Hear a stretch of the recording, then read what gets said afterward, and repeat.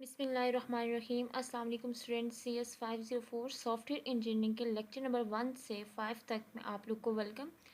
अच्छा स्टूडेंट, इस सब्जेक्ट के टोटल 45 लेक्चर्स हैं, जिसमें हमने सीक्वेंस कुछ इस तरह से रखी है कि लेक्चर नंबर 1 से लेक्चर नंबर 5 तक हमारा एक लेक्चर बनेगा और इसी तरह लेक्चर नंबर 5 से लेक्चर नंबर 10 तक हमारा दूसरा लेक्चर होगा। एंड 15 एंड 20 इस तरह हम 5 लेक्चर्स करेंगे।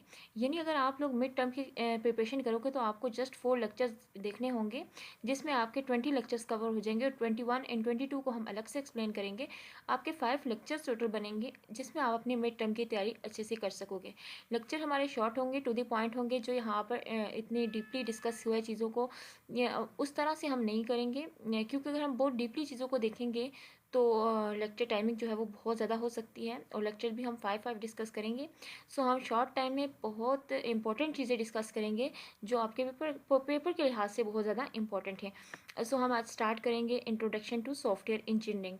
जो हमारा जो कोर्स कोड है वो भी सॉफ्टवेयर इंजीनियरिंग का है। तो सबसे पहले हम इंट्रोडक्शन भी इसी चीज़ का देखेंगे कि सॉफ्टवेयर इंजीनियरिंग क्या होता है। ठीक है, तो वीडियो को एंड तक क्लास में देखिएगा, स्किप नहीं करना, ताकि आप लोग सारे पॉइंट जो है वो इजीली कवर कर सको और अपने मिड टर्म की प्रिपरेशन अच्छे से कर सको।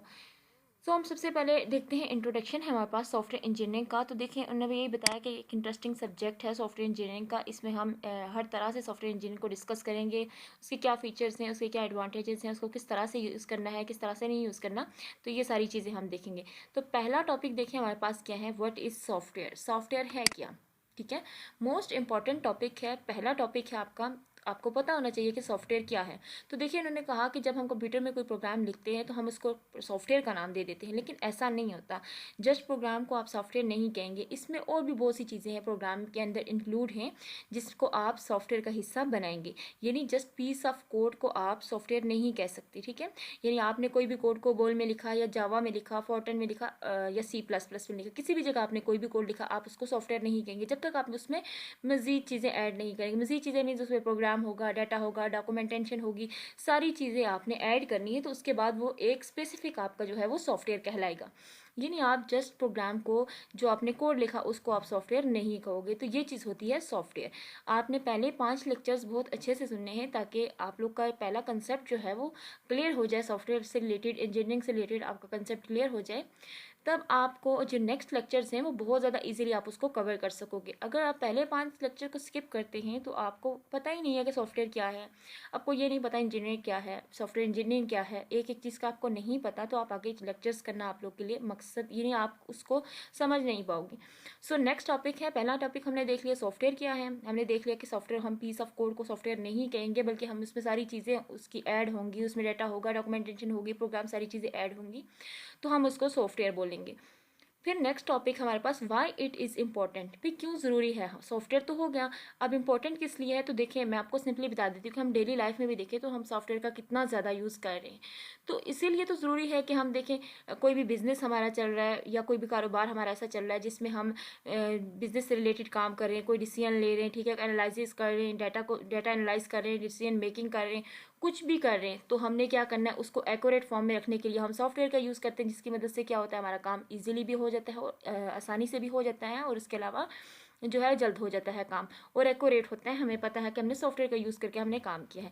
उसमें हमारे पास देखें इंपॉर्टेंट होने की वजह क्या है कि ये हम बिजनेस डिसीजन मेकिंग है, modern scientific investigation in engineering, problem solving, यानी इसकी मदद से प्रॉब्लम डिफरेंट सॉल्व होते हैं। फिर उसके बाद गेम्स वगैरह में बहुत से लोग होते हैं जो गेम में बहुत ज़्यादा इंटरेस्ट लेते हैं, तो उसमें भी ज़्यादा गेम में भी सारे सॉफ्टवेयर यूज़ हो रहे हैं। उसके अलावा एम्बेडेड सिस्टम, लाइक हमारे घर में कार, ओवन, टेलीविजन और माइक्रोवेव ओवन वगैरह जो यूज़ हो रहे हैं, उनके अंदर भी तो सॉफ्टवेयर का यूज़ हो रहा है। उसके अलावा अगर हम अदर फील्ड्स की बात करें, लाइक एजुकेशन की, ऑफिस ऑटोमेशन, इंटरनेट एप्लीकेशन, सारी जो हैं वो किस पे यूज़ हो रही है, सॉफ्टवेयर पे यूज़ हो रही है। यानी सॉफ्टवेयर का इतना कमाल है, इसलिए ये इंपॉर्टेंट है। तो आपने इंपॉर्टेंट होने की वजह आपने जान ली कि ये काम है, तो यहाँ ये जो सारी थ्योरी लिखी है, तो इसका कहने का मतलब यही है कि किस कदर ये इंपॉर्टेंट है। सो हमने पहले देखा सॉफ्टवेयर क्या है, फिर हमने उसकी इंपॉर्टेंस भी देख ली कि किस कदर वो इंपॉर्टेंट है, क्योंकि हर फील्ड में यूज़ हो रहा है, हमारी लाइफ के हर फील्ड में यूज़ हो रहा है, तो इसलिए ये इंपॉर्टेंट है। सो नेक्स्ट टॉपिक है इंजीनियरिंग। इंजीनियरिंग क्या है, तो देखें ये भी पहले तो हमने बात की सॉफ्टवेयर की, अब जस्ट इंजीनियरिंग की करेंगे। तो इंजीनियरिंग में आपने स्पेसिफिक एक डेफिनेशन दी हुई, आपने इसको याद रखना है कि the process of productive use of scientific knowledge. Use of scientific knowledge जो है वो क्या कहलाता है, वो इंजीनियरिंग कहलाता है। सो इंजीनियरिंग ये चीज़ है जिसमें हमारे पास साइंटिफिक नॉलेज होता है। अब हमारे पास नेक्स्ट टॉपिक है differentiate between computer science and software engineering. के डिफरेंस क्या है कंप्यूटर साइंस में एंड सॉफ्टवेयर इंजीनियरिंग में। एक बहुत अच्छा और इम्पॉर्टेंट कंसेप्ट है। यहाँ पर ये थ्योरी लिखने का मतलब आपको मैं रट्टा लगाना या इसको पढ़ के सुनाना नहीं है, जस्ट मैं आपको कंसेप्ट क्लियर करना चाहती हूँ कि देखिए हमारे पास कंप्यूटर साइंस है और सॉफ्टवेयर इंजीनियर है, वो ये कह रहे हैं कि इन दोनों के दरमियान डिफरेंस क्या है।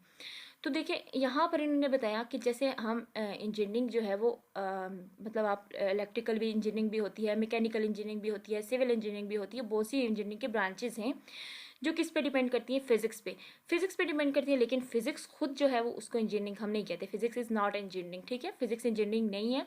लेकिन इससे रिलेटेड चीज़ें अगर फॉर एग्जांपल हम फिजिक्स को हम फिजिक्स की हेल्प से हम एक बिल्डिंग तैयार करते हैं फिजिक्स का यूज़ करते हुए, तो हम उसको क्या करेंगे, हम उसको यानी कंस्ट्रक्ट करते हैं, तो हम उसको क्या कहेंगे कि हमने बिल्डिंग कंस्ट्रक्ट की, तो अब ये क्या हो गया, ये सिविल इंजीनियरिंग कहलाता है।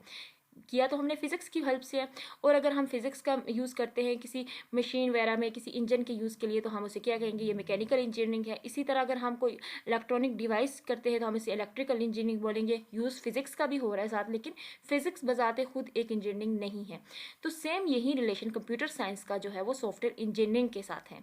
जिस तरह फिजिक्स जो है वो फिजिक्स के जो है खुद इंजीनियरिंग नहीं है, लेकिन जब इसको यूज़ किया जाता है तो इलेक्ट्रिकल, मैकेनिकल, सिविल इंजीनियरिंग बन जाती है। इसी तरह कंप्यूटर जो है वो सॉफ्टवेयर इंजीनियरिंग के साथ इस तरह उसकी अटैचमेंट है कुछ इस तरह से, ठीक है। तो यहाँ पर ये चीज़ डिस्कस हुई। नेक्स्ट देखिए difference between software and other software system. ज़रा सॉफ्टवेयर सिर्फ कोडिंग एरिया सॉफ्टवेयर नहीं है, बल्कि और भी सॉफ्टवेयर सिस्टम है। और मीन्स के हमारे घर में टीवी, कार हो गया, या फिर इलेक्ट्रिकल बल्ब वगैरह हो गए जिनको हम यूज़ करते हैं डेली लाइफ में, उनमें भी तो सॉफ्टवेयर यूज़ हो रहा है ना। उनके दरमियान और जो हम जिस सॉफ्टवेयर की हम बात करें इसके दरमियान क्या डिफरेंस है।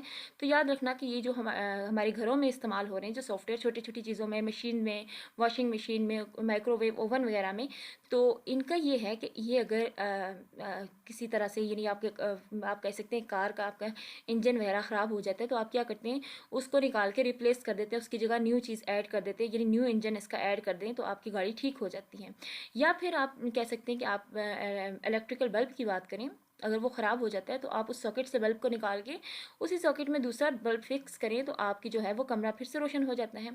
तो सेम इसी तरह ये जो दूसरे सॉफ्टवेयर की हम बात करें जिस पे हम आज सब्जेक्ट पे डिस्कस कर रहे हैं, ये वो सॉफ्टवेयर है जिसमें आप क्या कर सकते हो, आप इसको नहीं यानी अगर आपकी इसमें कोई ख़राबी है तो आप उठा के उस हिस्से को चेंज नहीं कर सकते हो, ठीक है। यानी स्पेसिफिक इसकी जो डेफिनेशन है वो ये है कि software does not wear out, आप इसको वेयर आउट नहीं कर सकते। यानी आपके सॉफ्टवेयर में, अब देखिए नेक्स्ट उन्होंने बताया कि व्हाट डज दैट मीन, कि इसका क्या मतलब हुआ कि software does not wear out. तो सेम वैसे ही कि देखिए आपने आपके कार में कोई ख़राबी हुई, आपने वो हिस्सा ख़राब हिस्सा निकाल के आपने नया हिस्सा डाल दिया, आपकी कार ठीक से काम करने लगी। लेकिन आपका जो प्रोग्राम है उसके अगर कोई हिस्सा ख़राब है तो या तो वो शुरू से ख़राब होगा, मतलब जब सॉफ्टवेयर बन रहा था शुरू से उसमें ये अगर क्रैश है, या आप उसको कंप्यूटर की लैंग्वेज में बग्स कह सकते हैं या एरर कह सकते हैं, ये बग्स अगर स्टार्ट से है तो वो स्टार्ट से काम करेगा ही नहीं। तो आप ये नहीं कि जो इस एरिया में आपने वो सीडी ले, उस सीडी में स्टार्ट से ही बग्स था, आप उसको यूज़ कर रहे हैं, तो अब आप कहेंगे सीडी में जो बग्स एरिया उसको निकाल लें हम और बाकी को हम काम कर लें, तो ऐसा तो आप नहीं कर सकते हैं। आपको नई सीडी खरीदनी पड़ेगी और सॉफ्टवेयर जो इंजीनियर जिसने बनाया है वो सॉफ्टवेयर पूरा वो उसको चेंज करेगा, वो ठीक करेगा, उसके बाद आप जो है उसमें काम कर सकते हैं। तो इन चीज़ों में ये डिफरेंस है कि यहाँ आप उसको चेंज कर सकते हो, लेकिन इस सॉफ्टवेयर में आप चेंज नहीं कर सकते हो।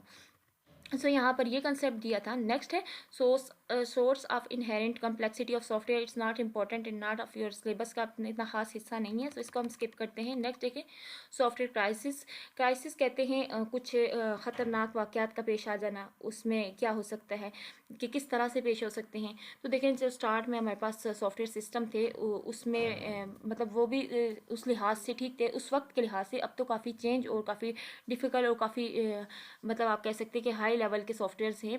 तो इन्होंने यहाँ पर एक डेली लाइफ से एग्जांपल लेके बताया हुआ कि एक पर्सन है जो विलेज में है जिसने एक हंट यानी एक झोंपड़ी कंस्ट्रक्ट की। उसके लिए स्टार्ट में उसको बहुत ज़्यादा डिफ़िकल्टीज़ देखनी पड़ी, यानी स्टार्ट में उसको मैनेज करना काफ़ी मुश्किल था। फिर आहिस्ता आहिस्ता क्या हुआ कि उसने वो झोंपड़ी बना दी। लेकिन अब आप उसी बंदे से कहो कि अब आप मुझे अगेन जो है वो एक सीमेंट हाउस बना के दो, तो ज़ाहिर है वो शुरू से नए सिरे से जो है वो काम करेगा, तो उसके लिए उतनी ही मुश्किलात दोबारा से पेश आएंगी। लेकिन अगर आप उसे कहो कि वही झोंपड़ी जो तुम पहले तैयार कर चुके हो इसी को दोबारा तैयार करके दो, तो वो बड़ी आसानी से उस चीज़ को कम वक्त में और बड़े अच्छे तरीके से उसको मैनेज कर लेगा। तो ये सेम एग्जांपल इधर यहाँ इसलिए रखी गई कि देखिए एक सॉफ्टवेयर जो बना रहा है, इंजीनियर है, उस सॉफ्टवेयर को बना रहा है, जिस तरीके से बना रहा है, आप उसको बिल्कुल फुली चेंज करके अगर वो नए टॉपिक पे स्टार्ट करता है तो उससे काफ़ी मिस्टेक होंगे। लेकिन अगर वो उसी में चेंजिंग करेगा, मज़ीद चेंजिंग करेगा, तो उसको अच्छे से अच्छा और बेहतर से बेहतरीन कर सकेगा। ठीक है। सो नेक्स्ट टॉपिक है हमारे पास मोर कम्प्लेक्स सॉफ्टवेयर एप्लीकेशन। इसमें आपने जो मेन चीज़ है वो याद रखने वाली है, जो मोस्ट इंपॉर्टेंट है आपके एग्जाम के लिहाज से, वो है IEEE। IEEE क्या है? International institute of electric and electronic engineering, जिसमें आपने ये डेफिनेशन जो है वो एज इट इज़ याद रखनी होगी। ठीक है, ये इसकी डेफिनेशन है, इसको देख लीजिएगा। फिर हमारे पास सॉफ्टवेयर इंजीनियरिंग। अब सॉफ्टवेयर इंजीनियरिंग क्या है? ये भी सेम वही चीज़ है, set of process and tools जिससे डेवलप होते हैं, लेकिन इसमें कुछ इंपॉर्टेंट थिंग्स हैं जिसको आपने ऐड करना है। वो कौन कौन सी हैं? वो है प्रोग्रामिंग लैंग्वेज, प्रोग्रामिंग डिज़ाइन कैसे करनी है, उसकी टेक्निक्स क्या है, टूल क्या है, टेस्ट, मेंटेनेंस एंड डेवलपमेंट, यानी ये सारी टेक्निक आपको आने चाहिए। ठीक है, ये सारे प्रोसेस आपने देखने हैं। Software as a software engineering आपने एक चीज़ तैयार करनी है, सॉफ्टवेयर तैयार करना है, इन चीज़ों को मद्देनज़र रख के आपने ये काम करना है। सो नेक्स्ट हमारे पास है वेल इंजीनियर सॉफ्टवेयर, कि सबसे अच्छा इंजीनियर सॉफ्टवेयर कौन सा हो सकता है। तो देखें, वो लफ्ज़ों से पता चल रहा है कि अच्छा सॉफ्टवेयर कौन सा होना चाहिए, जो रिलायबल हो, जो गुड उसका यूज़र इंटरफेस अच्छा हो, या उसकी परफॉर्मेंस अच्छी हो, गुड क्वालिटी हो उसकी। तो ये सारे जो हैं, ये जो पॉइंट्स हैं, इनको आप लोगों ने रिमेंबर रखना है कि आपने ये वेल इंजीनियर सॉफ्टवेयर हैं। ठीक है, अच्छा सॉफ्टवेयर कौन सा होना चाहिए, जो रिलायबल हो, इस तरह से हो। तो ये आप खुद भी बता सकते हो कि अच्छा सॉफ्टवेयर कौन सा हो सकता है, कौन सा नहीं हो सकता। तो ये जो पॉइंट्स हैं, ये मोस्ट इंपॉर्टेंट पॉइंट्स हैं, आप लोगों ने इसको माइंड में रखना है। सो नेक्स्ट देखिए हमारे पास the major challenges of software engineer that he has build software within limited time and budget in cost effective way and good quality. के सबसे चैलेंज सबसे बड़ा ये है कि सॉफ्टवेयर को जब बना रहा है तो वो एक स्पेसिफिक टाइम के अंदर और सारी चीज़ों को, यानी जो क्वालिटीज़ हैं उसके अंदर, जो कैरेक्टरिस्टिक्स होनी चाहिए, सारी चीज़ें उसके अंदर मौजूद होनी चाहिए। उसमें कुछ कैरेक्टरिस्टिक्स उन्होंने बताए भी हैं, जिसमें वही सारी चीज़ें रिलायबल होना चाहिए, एफिशिएंट होना चाहिए, यूज़र फ्रेंडली होना चाहिए, दिस एंड दैट, ये सारे आपने वही पॉइंट्स हैं। फिर देखें बैलेंसिंग एक्ट। बैलेंसिंग एक्ट होता क्या है? सॉफ्टवेयर इंजीनियरिंग असल में, जब आप कोई सॉफ्टवेयर बना रहे होते हो या कोई इंजीनियर कोई सॉफ्टवेयर बना रहा है, तो उसने सबसे जो इंपॉर्टेंट चीज़ है वो बैलेंस कैसे करेगा चीज़ों को। बैलेंस करने का मतलब ये है कि हर चीज़ों को उसने बराबर रखना है, यानी रिलायबल भी होना चाहिए, साथ एफिशिएंट भी होना चाहिए, साथ उसके कॉस्ट इफेक्टिव भी होना चाहिए। हर चीज़ों को उसने मैनेज करके बराबर लेकर चलना होता है। ठीक है, ये चीज़ रखना, बैलेंस करना, हर चीज़ को बराबर रखना। अब ये नहीं कि उसमें कैरेक्टरिस्टिक्स इतनी है ही नहीं और उसकी कीमत इतनी हाई रख दी है सॉफ्टवेयर की, तो फिर उसका तो मतलब वो सॉफ्टवेयर चलने वाला नहीं है। अब हर चीज़ों को मैनेज करना ये बहुत ज़्यादा ज़रूरी होता है।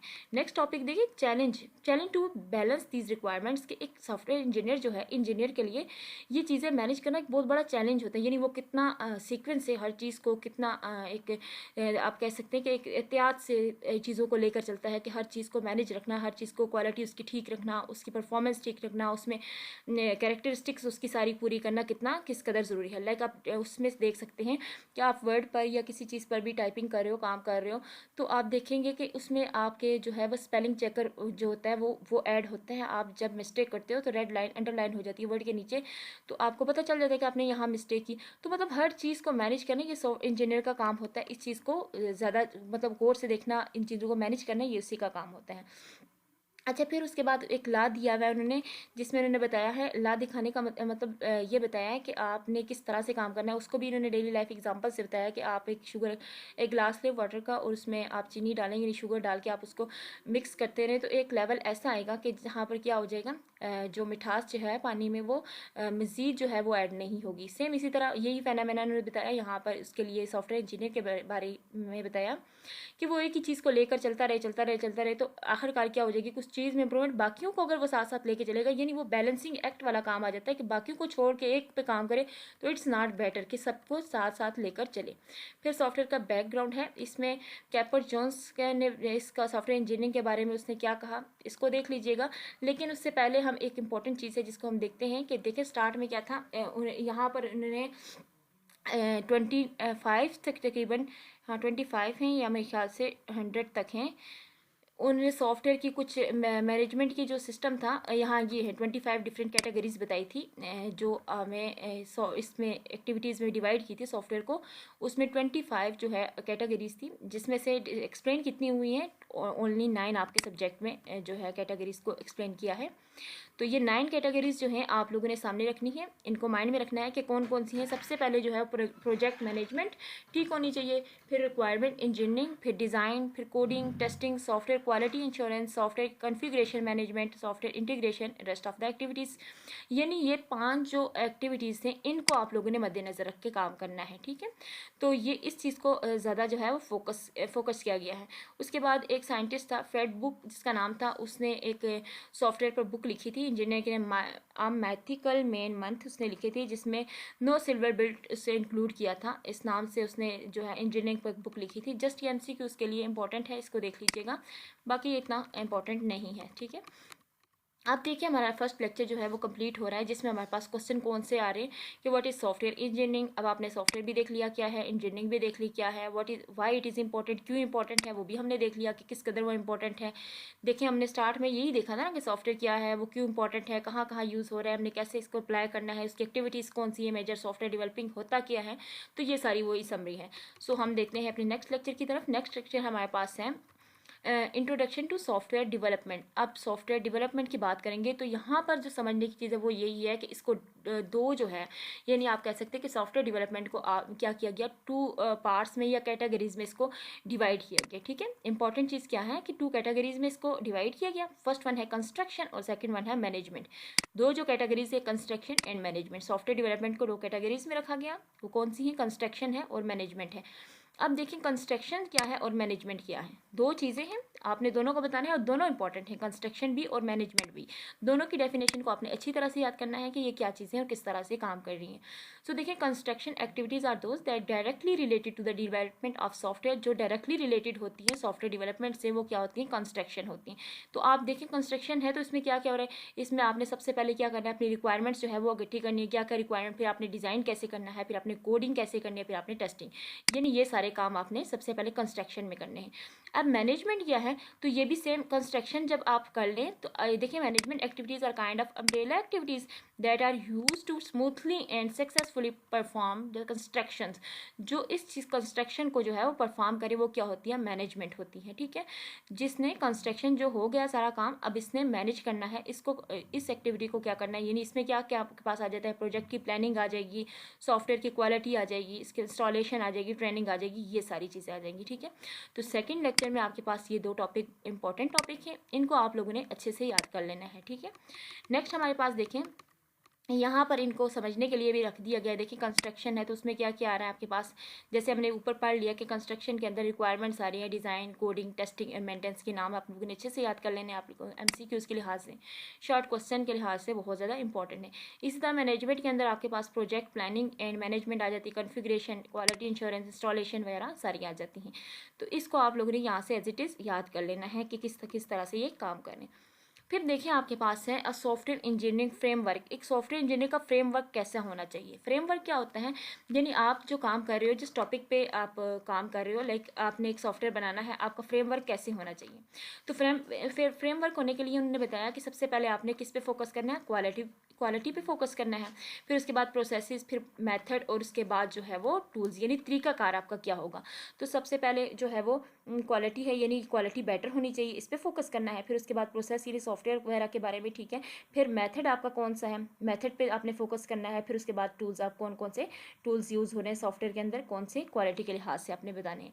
तो ये इसके जो फ्रेमवर्क है, इसमें आपने ये 5 पॉइंट है या 4 पॉइंट्स है, इनके आप लोगों ने नेम याद रखने हैं कि इस तरह से ये नेम है इनके, ठीक है। ये आपके शॉर्ट क्वेश्चन में जस्ट नेम आ सकते हैं, बाकी डिटेल से ये नहीं आ सकता। फिर उसके बाद यही वो चीज़ है, मेथड, प्रोसेस, इन्होंने एक डायग्राम की मदद से आपको दिखाया है, ठीक है, इसको भी देख लीजिएगा। फिर उसके बाद है सॉफ्टवेयर डेवलपमेंट लूप। लूप आपको पता है कि एक चीज़ जब बार बार चलती है उस चीज़ को लूप कहते हैं। अब इसमें लूप के लिहाज से सॉफ्टवेयर की डेवलपमेंट लूप दिखाई हुई है, उसमें आपके पास कितने फेजेस आ रहे हैं, 4। इस तरह स्टेप 4 इसके भी आ रहे हैं, जिसमें सबसे पहले प्रॉब्लम डेफिनेशन है, ठीक है, आपके पास कौन सी प्रॉब्लम है, यानी आपका काम क्या है, आपने कौन सा किस टॉपिक पे आपने बात करनी है, आपका प्रॉब्लम क्या है, ठीक है, सबसे पहले ये चीज़ लेनी है। फिर उसके बाद आपने बताना है टेक्निकल डेवलपमेंट, यानी in this stage we try to find the solution. आपके पास प्रॉब्लम हो गया, आपको पता है कि इस टॉपिक पे आपने काम करना है, फिर आपने उसका सोल्यूशन देखना है।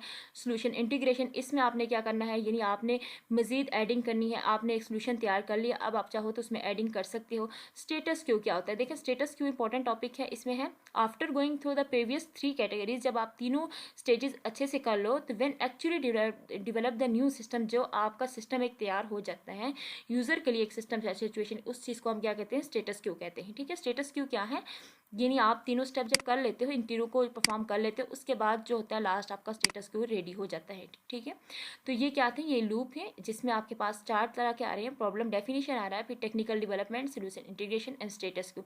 चारों नाम इंपॉर्टेंट है, इनको आप लोग याद कर लीजिएगा। तो देखिए इनको एक डायग्राम की मदद से भी दिखाया गया है कि किस तरह से ये काम कर रहे हैं। फिर उसके बाद है सॉफ्टवेयर कंस्ट्रक्शन। अब सॉफ्टवेयर कंस्ट्रक्शन क्या है, तो देखिए हमारे पास सॉफ्टवेयर कंस्ट्रक्शन में आपने देखिए ये सेम वही चीज़ है जो हम पीछे कर चुके कि सॉफ्टवेयर अब प्रॉब्लम जो है वो किस लिए, क्या कौन सा प्रॉब्लम है, आपने कैसे इसको सॉल्व करना है, इसमें कौन कौन चीज़ें ऐड करनी है, क्या इसकी कैरेक्टरिस्टिक्स होनी चाहिए, this and that. Next one देखिए हमारे पास है सॉफ्टवेयर इंजीनियरिंग के फेजेस कौन से हैं। फेजेस कौन से हैं, अब देखें फेज हमारे पास 4 फेजेस बताए हैं। वीएन है, डेफिनेशन है, डेवलपमेंट है एंड मेंटेनेंस है। वीएन में आपके पास क्या होता है कि हम ये काम क्यों कर रहे हैं, भाई फेज है ना फर्स्ट वन, कि हमने ये हम कोई भी काम कर रहे हैं, हम किस लिए ये काम कर रहे हैं, ये बिजनेस के लिए, कोई बिजनेस है हमारा या कुछ भी है, पहले हमें पता तो होना चाहिए नहीं क्या है। फिर उसके बाद हमारे पास डेफिनेशन है, यानी पहला मरहला जब कंप्लीट कर लें तो सेकंड फेज की तरफ आ जाते हैं, डेवलपमेंट की तरफ, डेफिनेशन की तरफ सॉरी।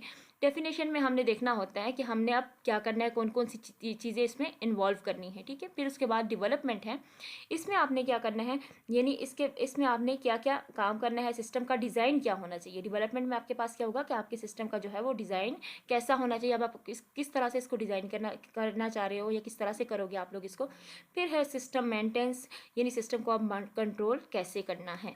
सो ये आपका टॉपिक है जिसको इस तरह से भी दे दिया, अगर वीएन है, डेफिनेशन है, डेवलपमेंट है एंड मेंटेनेंस है। तो याद रखना ये क्या है, सॉफ्टवेयर इंजीनियरिंग के phase. Write down the software engineering phase, तो आपने 4 फेजेस के नाम लिखने हैं और इनको याद रखना है। ठीक है, फिर उसके बाद है ये इनके जो है लास्ट में टॉपिक जो है वो दिया हुआ है, समरी दिए हुए, तो ये वही चीज़ है जो हम डिस्कस कर चुके हैं। देखें यहाँ पे भी दिया हुआ है सॉफ्टवेयर इंजीनियरिंग की फेजेस कौन कौन से हैं, तो आपने बता देना है। सॉफ्टवेयर इंजीनियरिंग का फ्रेमवर्क कैसा है, तो वो भी आपने बता देना कि फ्रेमवर्क में आपके पास क्या क्या ऐड हो रही है। ठीक है, कौन कौन से टॉपिक के नेम हैं फ्रेमवर्क में, वो आपने सारे बताने हैं। फिर उसके बाद हमारे पास है नेक्स्ट लेक्चर है lecture number 3, requirement engineering. Engineering के रिक्वायरमेंट्स क्या है, तो सेम प्रीवियस बात है जो हम सेकंड लेक्चर में रिक्वायरमेंट्स देख चुके हैं कि आपने कौन सा प्रॉब्लम क्या है, इसको कैसे सॉल्व करना है, इसकी क्या क्या कैरेक्टरिस्टिक्स है, तो ये वो सारी चीज़ें हैं, इसको देखना ज़रूरी नहीं है क्योंकि हम पहले देख चुके हैं इन चीज़ों को। फिर हमारे पास है सॉफ्टवेयर रिक्वायरमेंट डेफिनेशन। ठीक है, डेफिनेशन में हमारे पास क्या है कि आपका प्रोग्राम कैसे काम करेगा। अब यहाँ पर हमने क्या देखना है, यहाँ पर जो देखने की चीज़ है, देखें before talking about the requirement process in general and discuss different tools and technique use for developing a good set of requirements, let us first look a few definition of software requirements. Software requirements की 2 definition दी है Elon Davis ने। इसकी definition को आप लोग याद रख लीजिएगा क्योंकि ये डेफिनेशन है, इसको स्पेसिफिक टू द पॉइंट याद करना है, तो इसको आप लोग देख लीजिएगा, बाकी इसमें कुछ भी नहीं है इतना। फिर है उसके बाद IEE define software requirements. IEE ने जो हम पहले देख चुके हैं कि IEE क्या है, इसको आपने आपके MCQ के लिए इंपॉर्टेंट है, तो उसमें आपने बताना है a document representation of condition and capability as 1 और 2।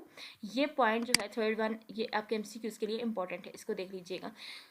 नेक्स्ट है इम्पॉर्टेंट ऑफ रिक्वायरमेंट्स। रिक्वायरमेंट्स की इम्पॉर्टेंट कितनी है, तो देखिए ज़ाहिर है रिक्वायरमेंट्स नहीं होंगी आपके सॉफ्टवेयर में, रिक्वायरमेंट्स नहीं पूरी होंगी तो क्या कोई सॉफ्टवेयर को यूज़ करेगा, बिल्कुल भी नहीं, सॉफ्टवेयर को यूज़ नहीं करेगी। यानी आपका जो है वो सॉफ्टवेयर का जो ज़्यादा हिस्सा है वो किस पे, आपके रिक्वायरमेंट्स पे होता है कि आप रिक्वायरमेंट्स उसकी पूरी करो। अगर आप रिक्वायरमेंट्स ही नहीं पूरी कर रहे हो तो क्या आपका जो सॉफ्टवेयर है वो मज़ीद चल पाएगा, नहीं चल पाएगा। ठीक है, इस पर लोग काम ही नहीं करेंगे शौक से क्योंकि आपने जो है वो उसकी रिक्वायरमेंट्स पूरी करनी है। सो यहाँ पर ये चीज़ डिस्कस है। फिर रूल ऑफ रिक्वायरमेंट्स क्या है, क्या रूल कैसे हैं, रूल का मतलब कि आपने जो काम किया है वो किस तरतीब से किया, कौन सा सीक्वेंस आपने रखी, तो सीक्वेंस भी आपने वही सेम रखनी है। वीएन होना चाहिए, उसका फेस होना चाहिए, उसकी जो है वो मेंटेनेंस करना, उसको उसकी डेवलपमेंट, ये सारी चीज़ इसके रूल्स हैं। यानी कैसे कैसे रिक्वायरमेंट्स आपके पास हैं, आप पहले वो रिक्वायरमेंट्स लिख लो अपने पास के, ये रिक्वायरमेंट्स आपने ऐड करनी है, इसमें ये चीज़ें होनी चाहिए। लाइक ये हमारे पास एक पेज ओपन है, तो देखिए इसमें क्या क्या है, ऐड टेक्स्ट भी आप कर सकते हैं, ड्रा भी कर सकते हैं, हाईलाइट भी कर सकते हैं, रेज भी कर सकते हैं, तो ये सारी चीज़ें इसमें मौजूद हैं जो आप इजीली कर सकते हैं। ठीक है, फिर उसके बाद देखिए हमारे पास यहाँ पर सॉफ्टवेयर रिक्वायरमेंट्स दी हुई हैं, उसमें आपको कुछ नेम दिए हुए हैं, ये आपके एमसीक्यूज के लिहाज से डायग्राम इंपॉर्टेंट है, बाकी इतना कुछ नहीं है इसमें। फिर लेक्चर नंबर 4 में है some risk for inadequate requirement process. अब देखिए हम अगर रिक्वायरमेंट्स पूरी नहीं करेंगे, ठीक है, इंडिक्वेट्स का मतलब है कि आपने अगर कोई रिक्वायरमेंट्स छोड़ दी, आपने पूरी ना की, ना मुकम्मल रिक्वायरमेंट्स आपने ली, तो आप तो ज़्यादा नुकसान हो सकते हैं ना। रिक्वायरमेंट्स पूरी नहीं होंगी तो आपका जो सॉफ्टवेयर है वो भी ठीक से काम नहीं करेगा। तो यहाँ पर सबसे पहले आपने इन्होंने बताया कि यहाँ पर 6 जो है वो रिस्क बताए उन्होंने, 1 2, इसी तरह 7 जो है वो 3 4 एंड 5, लास्ट वन है 6। इनको बारी बारी हम देखते हैं कि क्या क्या जो है नुकसानात हैं। तो देखिए रिक्वायरमेंट्स पूरी नहीं होंगी तो सबसे पहली जो आपके पास नुकसान है वो क्या है, देखिए insufficient user involvement leads to unacceptable product. कि ज़ाहिर है अगर आपके पास जो है वो यूज़र ही थोड़े हैं, इनसफिशिएंट मीन्स के थोड़े हैं आपके पास, तो आपका क्या हो सकता है, जो सॉफ्टवेयर है वो नाकामी की तरफ जा सकता है। ठीक है, आपने चीज़ें पूरी नहीं की, काम आपका मुकम्मल नहीं हुआ, तो आप जो है वो नाकामी की तरफ जा सकते हैं। सेकंड में उन्होंने बताया कि एडिंग न्यू रिक्वायरमेंट और लिस्ट के आपके पास जो है यहाँ पर देखें adding new requirements on the list, के लिस्ट के अंदर आपने न्यू रिक्वायरमेंट्स आपको ऐड करनी है, आप इस चीज़ को स्किप कर रहे हैं, नहीं देख रहे हैं, तो ये भी आपको नुकसान की तरफ ले जा सकता है। Ambiguous requirement lead to ill spend time and rework. Ambiguous क्या चीज़ होती है, देखिए एम्बिजियस का मतलब हम ये कह सकते हैं कि आप किसी चीज़ के मानी दो तरह से लेते हो, ठीक है, यानी एक इंजीनियर है एक चीज़ को एक रू से देख रहा है और दूसरा देख रहा है दूसरी तरफ से। ठीक है, हम ऐसे एग्जांपल देखते हैं कि एक इंजीनियर है, उसके पास सॉफ्टवेयर के कुछ टाइप्स हैं या कुछ डाटा है उसके पास, वो उसको एक तरह से देख रहा है और दूसरा दूसरी तरह से देख रहा है, यानी एक ही चीज़ है लेकिन अलग अलग से मानी ले रहे हैं। या इन्होंने बड़ी सिंपल सी एग्जांपल लेकर बताया हुआ है कि देखें रोको मत जाने दो। अब देखो इसको लिख लिया इन्होंने रोको मत जाने दो, तो इसका एक मतलब है, लेकिन अगर आप रोको के दरमियान कोमा लगा देते हो तो ये क्या हो जाता है, रोको मत जाने दो, रोकना नहीं इसको जाने दो, रोको मत जाने दो और रोकना नहीं इसको जाने दो, यानी दोनों का अलग अलग से जो है वो मतलब निकल आएगा अगर आप लोग इस सेंटेंस को अलग अलग से लिखोगे। यानी इसके रोको लिख के मत जाने दो, रोकना नहीं जाने दो। तो इस तरह से ये जो इन्होंने इंग्लिश में आप लोग को लिखा दिया कि इसमें अगर वो कॉमास वगैरह लगाते हैं तो इसके मीनिंग जो है वो अलग अलग से हो जाते हैं। तो एम्बिजियस ये चीज़ होती है, यानी डिफरेंट नुक्ता नज़र से वो लोग देखते हैं इसको अलग अलग से। फिर है गोल्ड प्लांटिंग, इसको मतलब है कि आपने किस कदर अपनी चीज़ को खूबसूरत बनाया। लाइक आप कह सकते हैं कि आपने लाइक हम डेली लाइफ से एग्जांपल लें कि आपके पास आपने एक मिट्टी का गिलास बनाया, फिर आप उस पर लम्बा साजी करते हैं या कुछ उस पर जो है वो बहुत ज़्यादा पेंटिंग वगैरह करते हैं, तो पेंटिंग ओवरलोड भी हो जाए तो भी मसला है, कम हो जाए तभी मसला है। ठीक है, दोनों तरफ से हर चीज़ को यानी चेक एंड बैलेंस का होना बहुत ज़रूरी है। फिर उसके बाद मिनिमल स्पेसिफिकेशन है एंड लास्ट वन कौन सा है, लास्ट वन है इनकम्प्लीट डिफाइंड रिक्वायरमेंट्स। ज़्यादा इनकम्प्लीट होंगी तो आपका काम नहीं हो सकेगा। सो ये थी हमारे पास कुछ जो हम मिस्टेक करेंगे जिसकी वजह से हमें नुकसान हो सकता है। फिर हमारे पास है levels of software requirements. Software requirements की कुछ लेवल्स हैं जिसमें सबसे पहले बिजनेस रिक्वायरमेंट है, फिर है यूज़र रिक्वायरमेंट और थर्ड है फंक्शनल रिक्वायरमेंट और नॉन फंक्शनल रिक्वायरमेंट्स। अब बिजनेस रिक्वायरमेंट्स के अंदर क्या है कि आपके पास बिजनेस से रिलेटेड आपने एक कौन सा प्रोडक्ट लिया है, किस तरह से आपने कस्टमर को किस कदर वो इंटरेस्टिंग लगता है नहीं लगता है, ठीक है। फिर उसके बाद यूज़र रिक्वायरमेंट्स, इसमें क्या होता है, इसमें यूज़र रिक्वायरमेंट्स में ये जो है वो यूज़र लिखते हैं, इसमें यानी डिफाइंड इसको कौन करेगा, यूज़र करेगा। आपने यूज़र के लिए कितनी फील्ड्स बनाई है कि यूज़र डिफाइन करे। फिर उसके बाद है फंक्शनल रिक्वायरमेंट। फंक्शंस रिक्वायरमेंट के में इसमें क्या होगा कि इसमें सारे फंक्शंस आपने जो है वो आप कह सकते हैं परफॉर्म होंगे, ठीक है। यानी the next level of detail come in the form of what is called function requirements. They bring in the system view and define from the system perspective the software function and developer must build into the product enable user to accomplish। यानी ये function requirements आपकी कितनी हैं, किस कदर चल रही हैं, किस तरह नहीं चल रही, क्योंकि ये तो यूज़र है ना, इसको तो यूज़र ने डिफाइन करना है, लेकिन इसको तो यूज़र ने नहीं करना ना। और नॉन फंक्शनल रिक्वायरमेंट्स कौन सी होती हैं, it must be log in, simply कि ये जो है वो लॉग इन होंगी, ठीक है। ये नॉन फंक्शनल रिक्वायरमेंट्स हैं। तो कितनी रिक्वायरमेंट्स हैं आपके पास, लेवल्स कितने हैं आपके पास, 4 लेवल हैं। 4 लेवल के नाम आपने ज़रूर याद रखने हैं, ये शॉर्ट क्वेश्चन में आ सकते हैं कि लेवल ऑफ सॉफ्टवेयर रिक्वायरमेंट्स कौन कौन से हैं। फिर उसके बाद नेक्स्ट है जो हमारे पास वो है स्टैक होल्डर। अब देखिए स्टैक होल्डर मैंने इतनी बड़ी हिस्ट्री लिख के रख दी, लेकिन मैं आपको सिंपली बताती हूँ कि स्टैक होल्डर क्या होते हैं। स्टैक होल्डर मुख्तलिफ लोग होते हैं जो सॉफ्टवेयर में दिलचस्पी लेते हैं। आप ये कह सकते हैं कि peoples who would be interested, जो किस में इंटरेस्टेड हूँ, आपके सॉफ्टवेयर सिस्टम में इंटरेस्टेड हूँ।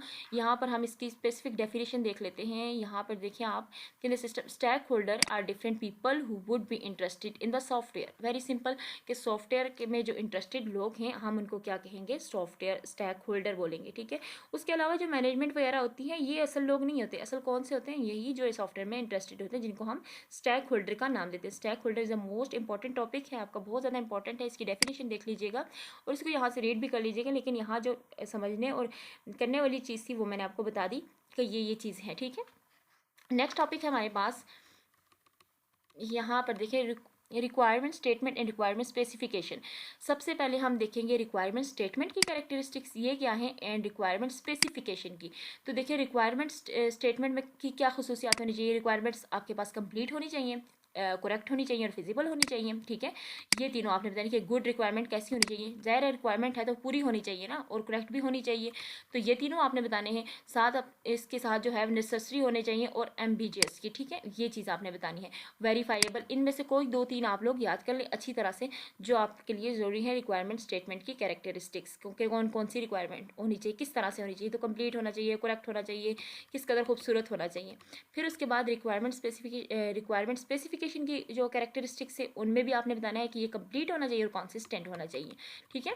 तो ये चीज़ें आपने बतानी है। साथ उसके ट्रेसेबल भी, मॉडिफाइबल, यानी कोई 1-2-3 आप लोग को नाम जो है वो अच्छी तरह से याद होने चाहिए ताकि आप लोग एग्जाम में इनको लिख सको।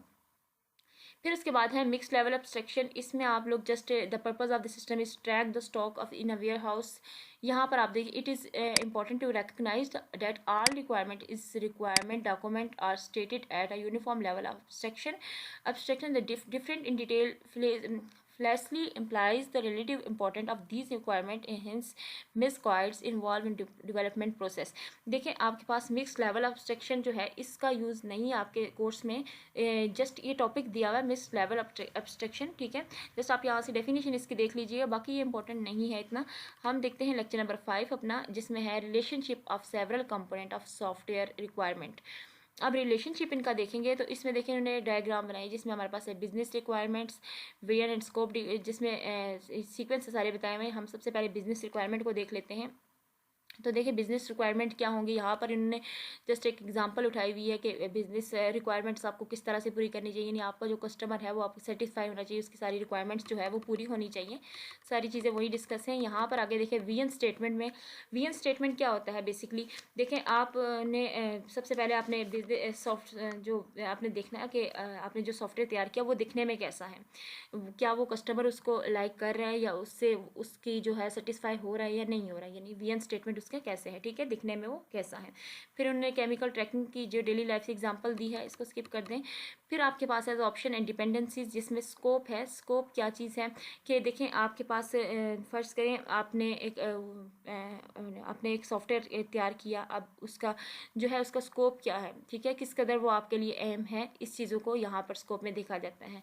सो ये इंपॉर्टेंट टॉपिक था स्कोप वाला, बाकी ठीक है आप इसको देख लीजिएगा। देखिए कॉन्टेक्स्ट डायग्राम, कॉन्टेक्स्ट डायग्राम में इन्होंने बताया कि कॉन्टेक्स्ट डायग्राम क्या होती है, जिसको हम SRS भी कह सकते हैं, जो आपके प्रोजेक्ट के लिहाज से भी इंपॉर्टेंट है। कॉन्टेक्स्ट डायग्राम ये मेन पॉइंट होता है जिसमें आपके पास क्या होता है, एक सिस्टम होता है और बाकी उसके आउटसाइडर्स होते हैं, ठीक है।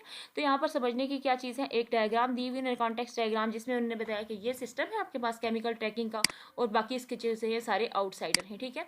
तो यहाँ पर हम इसको डीपली डिस्कस जो है वो लेक्चर नंबर 6 में करेंगे। उसमें बाकायदा एक आपके पास यूज़ केस डायग्राम बनी हुई है जिसको हम देख के काम करेंगे सारा।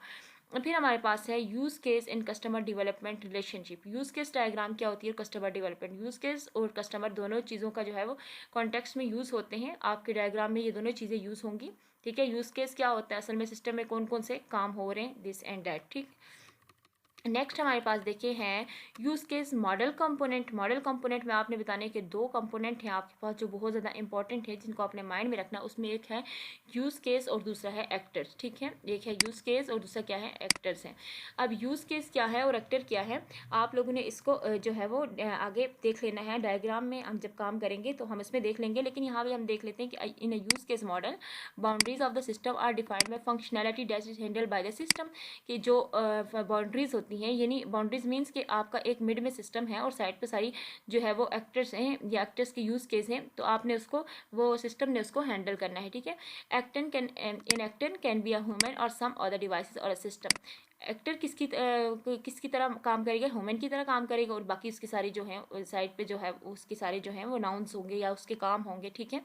सारे काम उसके मॉडल के अंदर होंगे। फिर यहाँ पर इस डायग्राम में लेक्चर नंबर 6 में आपको यहाँ देखें, ये आपको नज़र आ रहा है, ये लाइब्रेरी सिस्टम है एक हमारे पास, जिसके जो साइडों पे आप देखें तो हमारे पास एक्टर हैं। ये चीज़ जो होते हैं ये एक्टर होते हैं, ठीक है।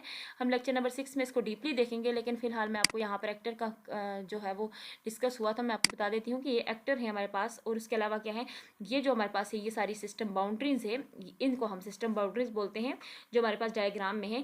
और देखें एक्टर जो है वो बाहर है, लेकिन इस एक्टर जो है वो नाउन है ना, तो इसको बाहर रखा गया, और इसके जो वर्ब है वो सारे किसके अंदर हैं, बाउंड्रीज के अंदर है, यानी एक्टर ने क्या क्या काम किए वो सारे इस बाउंड्रीज के अंदर हैं। तो ये हमारा डायग्राम, इसको हम डीपली लेक्चर नंबर 6 में देखेंगे, लेकिन फिलहाल आप लोग का यहाँ पर जो एक्टर वाला टॉपिक था ये इससे टॉपिक से क्लियर हो रहा था इस डायग्राम से, इसलिए मैंने आपको दिखा दिया। सो ये था हमारा आज का लेक्चर, जिसमें हमने लेक्चर नंबर 1 से लेक्चर नंबर 5 तक देखे, जो जस्ट इंपॉर्टेंट चीज़ों को देखा, बहुत डीपली नहीं देखा। आपके पेपर के लिए जो है स्मार्ट प्रिपरेशन के लिए बहुत ज़्यादा बेनिफिट है। सो आज के लिए इतना ही था। होप सो कि आप लोग को समझ आ गई होगी। ओके, अल्लाह हाफिज़।